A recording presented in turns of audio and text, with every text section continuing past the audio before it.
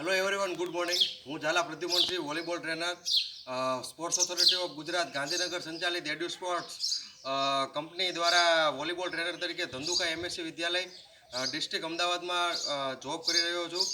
તો આજે આપણે વોલીબોલની જે પરફેક્ટ સ્કિલ છે એમાં સૌપ્રથમ જે ડિફેન્ડિંગ સ્કિલ છે અંડર હેન્ડ પાસ કઈ રીતે આપવો તે આપણે જોશું.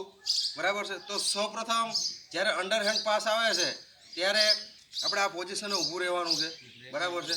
ત્યારબાદ આપણે આપણી પોઝિશન લેવાની છે કે ટોઝ જે આગલા પગનો લેફ્ટ સાઈડ તમારો જે મજબૂત સ્ટ્રોંગ ફૂટ હોય છે તેને આગળની સાઈડ રાખવાનો છે અને શક્ય હોય તો બીજો પગ છે એ પાછળની સાઈડ રાખવાનો છે અને જ્યાં આગલા પગની એડી આવે છે ત્યાં પાછલા પગનો ટોઝ એટલે કે પંજો રાખવાનો હોય છે અને આ પ્રમાણે તમારે ઊભું રહેવાનું હોય છે. જ્યારે સામેથી ફટકારેલો બોલ આવે છે ત્યારે સૌપ્રથમ શું કરવાનું છે? ગ્રીપ બનાવવાની છે. ગ્રીપમાં કેવી રીતે હોય છે કે બે હાથ કોણીમાંથી સીધા, બરાબર છે, એક હાથની અંદર બીજો હાથ મૂકવાનો છે અને આવી રીતે એની ગ્રીપ બનાવવાની છે. બરાબર. ગ્રીપ બની ગઈ. આપણે ફૂટ સ્ટેપ લઈ લીધા કે કેવી રીતે સ્કિલ બનાવવાની છે એ જોઈ લીધી. બરાબર. ત્યારબાદ જ્યારે પણ સામેથી બોલ આવે ત્યારે ઊભા નહીં પરંતુ સેજ ઝૂકી, બરાબર છે, તમારા ની છે એમાંથી બેન્ડ વરીને એટલે કે તમારા ઢીચણમાંથી બેન્ડ વરીને તમારે ઝૂકવાનું છે અને ત્યારબાદ આવી રીતે તમારે બોલને પાસ આપવાનો છે. જો આ આપણે ફ્રન્ટ સાઈડથી જોયું છે તો એ જ પ્રમાણે આપણે બેક સાઈડથી ઘણા વખતે એવું બનતું હોય છે કે આપણો બેક સાઈડ છે એ કાં આવી રીતે સ્ટ્રેટ રહે છે કાં વધુ પડતો ઝૂકી જાય છે. ત્યારે આપણે બેક સાઈડથી પણ જોવાનું છે.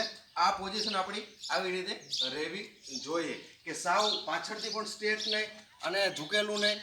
બરાબર છે. તો જ્યારે પણ સામેથી બોલ આવે છે ત્યારે આપણે આવી રીતે ઝૂકવાનું છે, બોલ લેવાનો છે અને એને આપણે પાસ આપીને એનું થ્રુ આઉટ એટલે કે એક પગ આપણે આગળ લઈ જવાનો છે. બરાબર. તો પરફેક્ટ આ હતી આપણે સ્ટેપ વાઇઝ અને આ સ્કિલને અંડર હેન્ડ પાસ છે એને જોઈ છે. બરાબર છે. અંડર હેન્ડ પાસને આપણે ડીગ પાસ તરીકે પણ ઓળખીએ છીએ. બરાબર છે. એ પણ એનું બીજું નામ છે. તો હવે આપણે અત્યારે સુધી એને સ્ટેપ વાઇઝ જોઈ. હવે આપણે ડીગ પાસ એટલે કે અંડર હેન્ડ પાસ છે એને આપણે આગળની ડાયરેક્ટ આપણે જોશું. બરાબર છે. પહેલાં ઊભું રહેવાનું છે. બરાબર છે. આ પોઝિશન લેવાની છે, એક પગ આગળ એક પગ પાછળ. ત્યારબાદ આપણે આ પોઝિશન, આ ગ્રીપ છે એ લેવાની છે. ત્યારબાદ બોલ આવે એને પાસ, બોલ સાથે આપણે પણ અપ થવાનું છે અને આ થ્રુ આઉટ છે. બરાબર છે.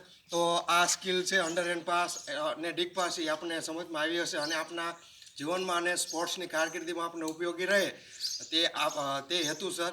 Thank you. આભાર.